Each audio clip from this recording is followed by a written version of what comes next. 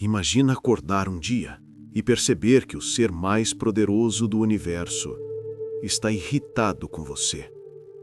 Não um chefe, não um rei, mas Deus. E não o Deus fofinho das figurinhas de WhatsApp.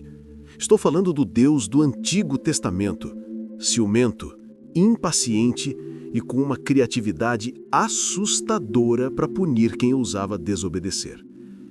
Naquele tempo, ignorar uma ordem divina não era pecado venial, era quase um convite formal para o desastre. E quando ele dizia, não faça, era melhor não pensar duas vezes, porque quem fez não terminou bem. Hoje você vai entender por que desobedecer a Deus podia ser a pior e última decisão da sua vida. Imagine estar no meio do deserto, o sol queimando sua pele, e de repente o chão se abre sob seus pés, literalmente, porque você duvidou da autoridade divina. Foi isso que aconteceu com Corá, Datã e Abirão, 3 homens que acharam que podiam desafiar Moisés. Resultado? A terra os engoliu vivos. Sem julgamento, sem aviso. 1 milissegundo de arrogância e pronto, enterro automático.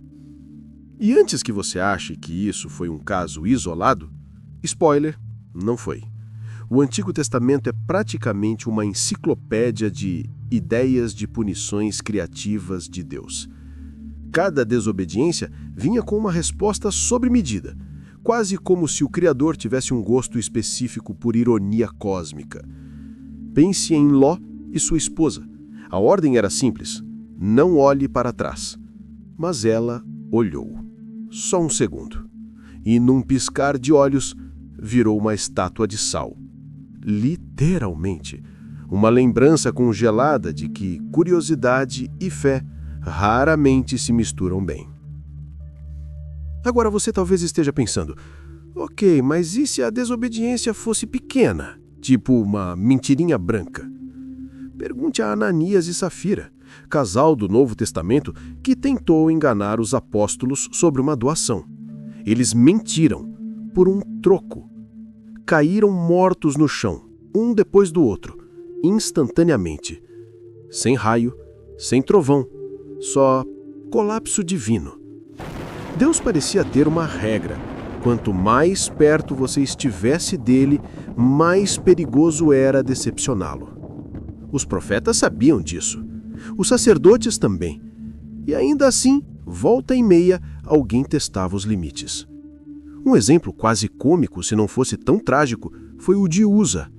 Durante o transporte da Arca da Aliança, os bois tropeçaram e Uza instintivamente tentou segurar a arca para ela não cair. Adivinha? Morto, por ter tocado na coisa errada. A moral? Às vezes até boas intenções eram puníveis por excesso de zelo. E o que dizer dos israelitas no deserto? Reclamaram da comida, murmuraram contra Moisés, e em resposta Deus mandou cobras venenosas. Sim, ele basicamente liberou um DLC de serpentes no acampamento. Nada mais eficaz do que um lembrete rastejante de quem manda na cozinha celestial. Mas a coisa ficava realmente séria quando a desobediência vinha acompanhada de orgulho. Lembra da Torre de Babel? A humanidade quis construir um prédio que tocasse o céu, uma tentativa simbólica de se igualar ao Criador. Deus olhou lá de cima e disse algo como: "Ah, é? Vamos ver vocês trabalharem juntos agora." E, puf, confundiu as línguas. Em segundos, ninguém se entendia mais. O primeiro colapso de comunicação da história. Cortesia divina. A ironia é que Deus não precisava levantar um dedo. Às vezes, bastava tirar a proteção. Um exército inimigo, uma praga, um incêndio. E pronto. O povo entendia a lição da pior maneira possível. E quando ele realmente queria fazer um ponto, o castigo vinha personalizado. Jonas, por exemplo, decidiu que não queria ser profeta. Fugiu para o mar, pegou um navio e achou que podia escapar. Mas Deus tinha um peixe gigante na manga. 3 dias de digestão divina depois, Jonas reapareceu, arrependido enjoado e pronto para obedecer.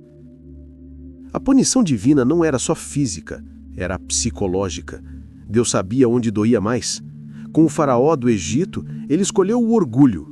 Endureceu o coração do homem até que ele se destruísse sozinho. Com Saul, foi a sanidade. O rei desobedeceu e o Espírito do Senhor o abandonou, deixando-o ouvir vozes e cair em paranoia. De certa forma, desobedecer a Deus era como desafiar a gravidade. Podia funcionar por um momento, mas a queda era inevitável. E quanto mais alto o ego subia, mais doloroso era o impacto. Agora aqui vai ver o detalhe mais inquietante. Nem sempre Deus punia imediatamente.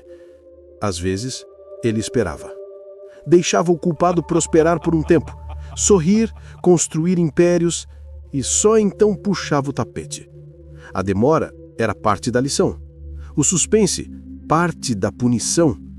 Babilônia, Nínive, Sodoma, todas tiveram o mesmo roteio. Cidades que desafiaram a moral divina floresceram por um tempo e depois viraram pó.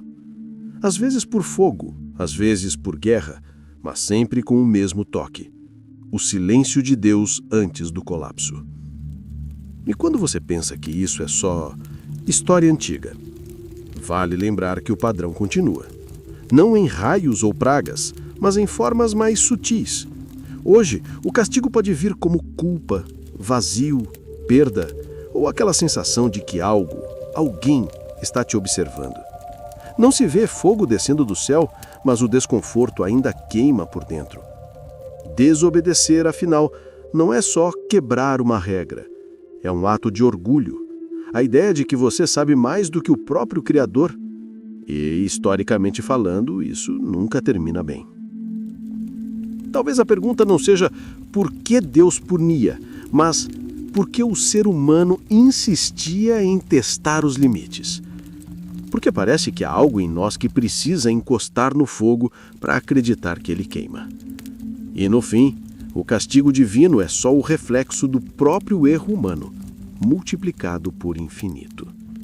Então, da próxima vez que alguém disser "Deus perdoa tudo", lembre-se, ele até pode perdoar, mas nunca esquece.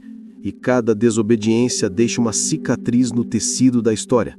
Uma lembrança de que a justiça divina pode até demorar, mas sempre chega. Se você gostou de mergulhar nesse lado sombrio da fé, inscreva-se no canal e veja o próximo episódio de Pecados Divinos. Porque da próxima vez, talvez o castigo não venha do céu, talvez venha de dentro.